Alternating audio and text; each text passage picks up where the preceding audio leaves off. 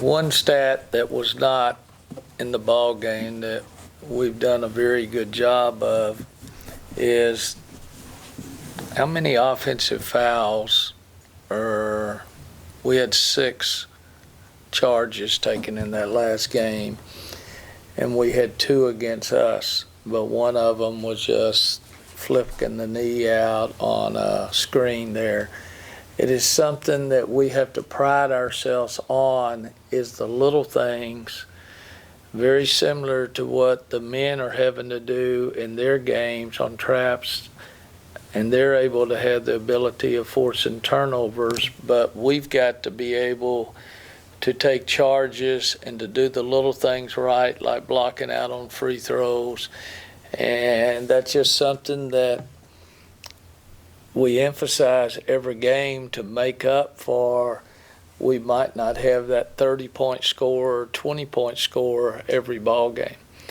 I think that's similar to the way Vanderbilt has played all year. She's taken her roster, seen what she has, and trying to make them more efficient. As a result, we're both tied at 3-7 in the league. We're both desperate for number 4, and that's the only thing matters. It's not coming off a 2-0 week and having 2 games this week. We got 1 game this week, and that's Vanderbilt at home. And we're trying to figure out and to make sure that we do not have a fired-up Vanderbilt team that was coming in. If I'm not mistaken, Robert, they were picked last in the league. I think so. Either them or Auburn. And she's been doing a very, very good job of keeping them in the framework of what they do best, and that's half-court offense, timely threes, good senior guards, and you win with that. And we're trying to find a little bit of the same philosophy and balance it in with very talented post players that they need more post touches than we've been giving them, but it depends on the defense that is being thrown against us. I rambled all over the map there, but I really wanted to compliment our team and our defense in that last game against Kentucky for standing in there, taking 6 charges, and that gave us 6 more offensive opportunities. And if we're not getting the offensive rebounds, which we only got 5 against Kentucky, where do you pick up those extra possessions if you're not shooting 45%, even though we always shoot decent to great from the 3? Where are you going to pick up those extra possessions? I'm starting to sound like Buzz in his analytics, but he's way over my head in that, but he is so true to everything that he says on analytics. I just wish I was that smart, but I learned from him reading his press releases and then his radio show I listened to, and just saying that's right. But sometimes you throw the whole stat sheet out, and who can make a play, who can stop a play. And those are the ball players that we're looking for, who can make a play, who can stop a play. And then as we go forward, our team will get better and better because of that. John Wilson, being the oldest guy on the back row, you get the first question. I appreciate that. You mentioned that you don't want a fired-up Vanderbilt team in here, so how important will the start be tomorrow night to kind of get your team off to a good start and maybe get them in a hole? I think Vanderbilt will look at this game and say, winnable.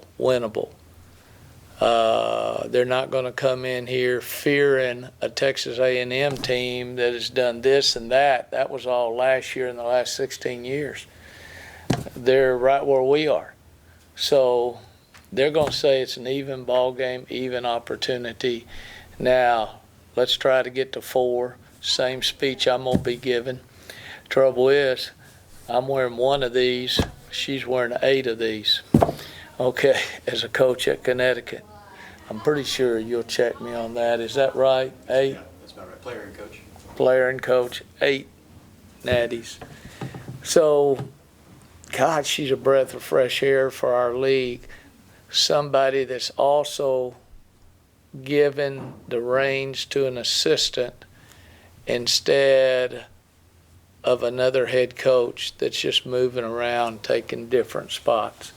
And I'm glad to see the top assistants from the top programs in the country saying now it's time to leave and to make my own thing. And I had that same decision when I was at Louisiana Tech. And I turned down that job at Stephen F. the year before I took the job because I wasn't quite ready to leave the nest after we had won it twice and finished second and third in 4 years. And my ego says, hey, let's do it 5. And you get that way. John, Vanderbilt is a very interesting team because of Cambridge and Moore and Alexander and whatever parts. Their freshman post player just got Washington freshman of the week in the league, and she's a rebounding machine. Why is she a rebounding machine? She probably hadn't earned the right to have as many shots as those 3 guards that I just said, and sometimes you've got to wait, and that is your best opportunity to produce for your team besides playing time. Hit the boards, even if you're getting your own boards. Hit the boards. So that's what I'm worried about. Shay Ralph knows how to win and how to build and how to compete. The more she gives off to her team, the better the team is going to be. And Vanderbilt is one of those schools that will always do well in recruiting because of the SEC, because of the academics, and because of the history of their program. Who else from the back row? Gary, what do you like about your team's fight here in these 2 wins? Obviously, came out and played really well against Arkansas and had to grind one out at Kentucky. But just the fight with the margin of error so small, your girls seem to really be locked in right now. I think it was a carbon copy of watching our men's game. Our kids were down. I'm sitting there watching every play. They were down 20 at half, and look at the fight that the men have. It was the same way with us. We scored 5 points in the second quarter at Kentucky, but we held them to 6. So one thing is not working, then get back, make the adjustments, find out what type of fire do you have in your belly to get out there and make a difference. Our kids did. And they said, if we're not shooting well, we're on the road, let's take charges. Let's try to make good to great shots instead of shots and find ways to win and find ways to shut down one of the top 3 players in the country, which we did. Now, that's the same thing Buzz faced yesterday. Sometimes it's easier to do it while you're at home to give that speech than it is on the road. And I was fired up last night how the men competed in the second half against a team full of pros on the other end. I don't know if I answered that right. Yes, sir. Yes, sir. Analytics can't measure confidence, which you've talked before. So, where has your team gained confidence in the last 2 weeks, particularly mixing the game she had set? Complete game. I still want her to want the ball even more in short clock situations. I want her to have that responsibility, whether it's a sideline plays, inbounds play, or we're down to 8 or 7, and she sees a good player with the ball, but she can become a better, don't be afraid of the miss. Take that opportunity. And I want her shooting the ball to be able to create more chances for other kids on the team. I want her to have the ball in late game situations, even more so. She was doing it at the end of the year last year. I want her to do it all the way through this year. But Jordan, 5 assists, no turnovers, and I think she was solid. And she said her knee felt better than it's felt all year. Of course, your knee's always going to feel better after a win. but she's gaining the confidence. We had a good meeting earlier in the week just about confidence, which way we want to go leadership-wise, the one-game mentality that's the only right that we have right now. There's no way we're thinking ahead to anything else. And she was pretty realistic. Have you read her last one that she did with Leah Wilson and her? Read that. The kid is talented. The kid is talented, and someday she might have y'all's jobs, or she might be writing her own book someday. And it's going to happen, because I'm watching talent about her come forward, not just as a player, but as a person. And I guarantee you she will move up that ladder real quick. I was watching the Olympics last night and watching Maria Taylor. Hell, she was one of our chief cover girls, and look what's happened to her career. And not because of an agenda, not because of a check of the box, because of talent and making use of her opportunity. And that's what's open for these young ladies that are out there right now. It is wide open. What about the rest of the team's confidence? They felt good yesterday morning in practice. We worked out at 6:30 because on Tuesday I've got too many kids that are on their masters and we cannot do, so we worked out at 6:30 in the morning until 9 o'clock, and then we looked at film for 30 minutes before the men's game. So I wanted them to walk into that men's game with a little bit of swag and a little bit of confidence, because everybody, they always sit over there on the right to the men's bench, and I didn't want them to hide back at their apartments because we'd lost 2 or 3 home games. I wanted them to walk into that arena with a little bit of swag, and I think they did last night. And that's what it's all about as an athlete.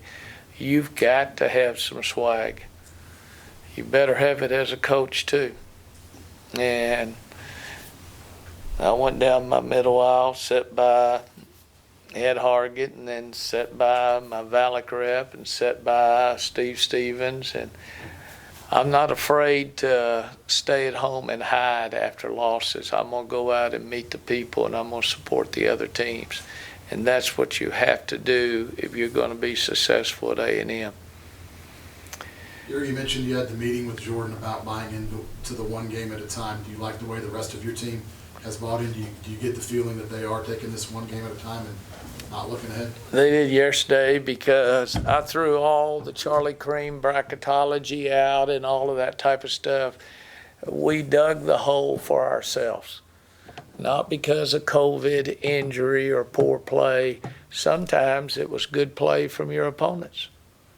And sometimes that's the hardest thing. Everybody says, oh my God, what's wrong with the Aggies, or what's wrong with LSU, or what's wrong with Mississippi State?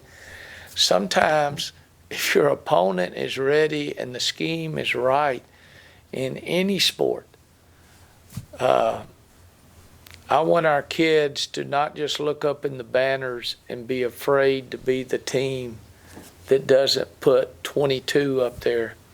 I want our kids to respect. One of the greatest things we had yesterday was Sierra Johnson came back. She's been on the Ukraine and Russia border. And that would be a great interview for some of y'all that want to do extra homework. But she came back to practice and watched us while she's trying to stay in shape. But she could have stayed over there and made a lot more money. But who wants to do what last year Daniel Adams and Kyla Hillsman had to do over in Israel during the same time? And that was in the towns they were living. They stayed and took their money. Sierra says, I'm not staying. So she just came home. But to have her voice back with us and our team, and for her to be teaching again, just talking to the kids. I mean, what was a great movie? None of y'all saw it. The one with Sean Penn, when he was, no, you wouldn't know either. New York professor, but he had won the Pulitzer Prize or something like that, Sean Penn, that was just like having one of your own come back and be there as a teacher and a leader after she had been with us for 4 years, 3 as a player. And it was great to just hear her voice again. And it was very good to see how receptive our kids were to listening to another voice. Besides, it's February. I've heard everything that a coach can tell me. Now, whether or not I choose to accept what a coach is telling me and to get better, then that's up to the individual. You got the name of anybody? All the King's Men? No. Professor and the Madman? Who? The Professor and the Madman? No. It's simple. Milk? No. But you got to see the movie. It's probably about 15, 20 years old, but it's a great teaching. Actually, he's a professor, and it's a black individual that happened to get to another school because of his ability, maybe, instead of his brains, and he had both. And he had to go through that from the white class who had to pay their way to get in, and he got in there, and the kid was brilliant, but nobody could recognize it because of just his athletic ability. And did I say Sean Penn? Yes. Yeah. Sean Connery. Okay, I'm sorry. I am what I am. Sean Penn, Sean Connery. I mean, Sean. Just Cause? Just No, Cause? no. Come on, trust me. You'll find it in a minute, and that's your homework assignment by the time I see you next week, to just pull it up. Finding Forrester. Finding Forrester. That's it. Tomorrow night, you mean? Finding Forrester. Just trust me on something.